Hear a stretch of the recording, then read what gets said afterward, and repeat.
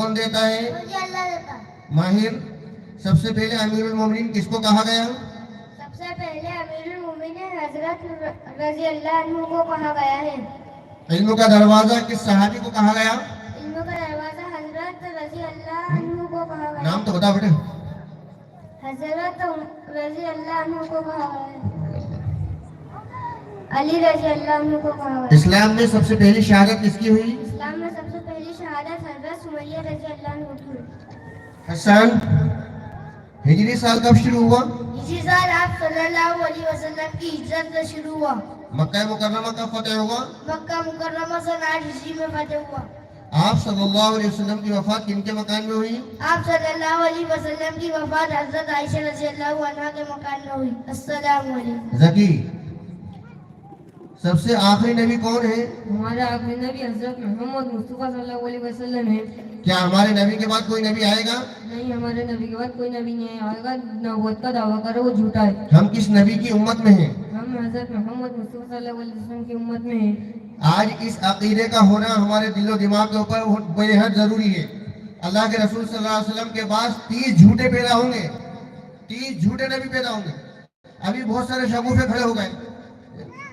پتہ نہیں کون کون کھڑے ہوتے جا رہا ہے، جس میں شکیل بھی نہیں اس وقت جو خاص ہے.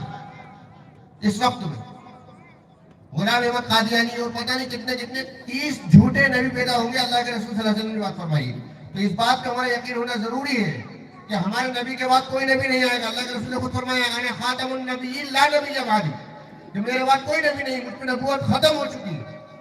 اتنا ہی کوئی بہتا ہے، کسی کوئی تبلیغ کرے، کتنی اچھے سنتوں کا لباس پہنے، عمامہ پہنے، جبہ قبہ سب کچھ پہنے، لیکن ہمارے نبی کے بعد اگر کسی نبوت کا وہ دعوے کرتا ہے یا کہتا ہے کہ نبی آ گئے ہیں یہ ہو گیا، تو وہ جھوٹا ہے، کافر ہے. وہ ہمیں ہوشیار رہنا چاہیے. اندر ہی اندر اس طرح کی محنتیں کوششیں چل رہی ہیں.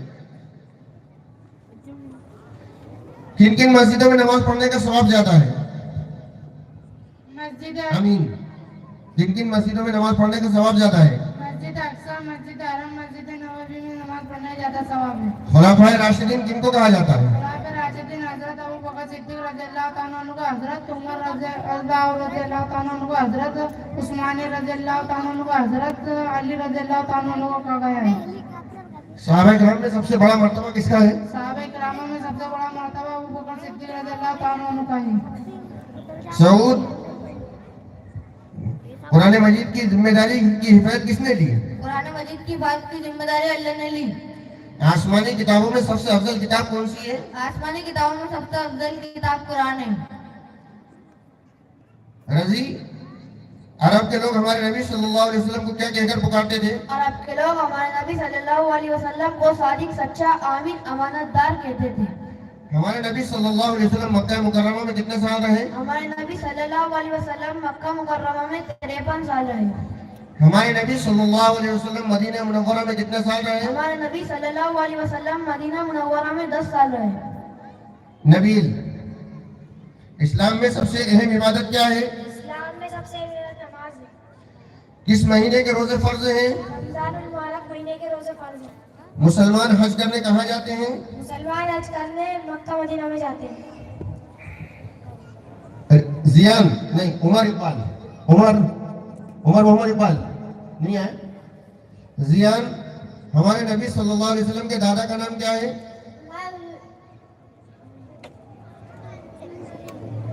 عبد المطلب. ہمارے نبی صلی اللہ علیہ وسلم کے چچا کا نام کیا ہے؟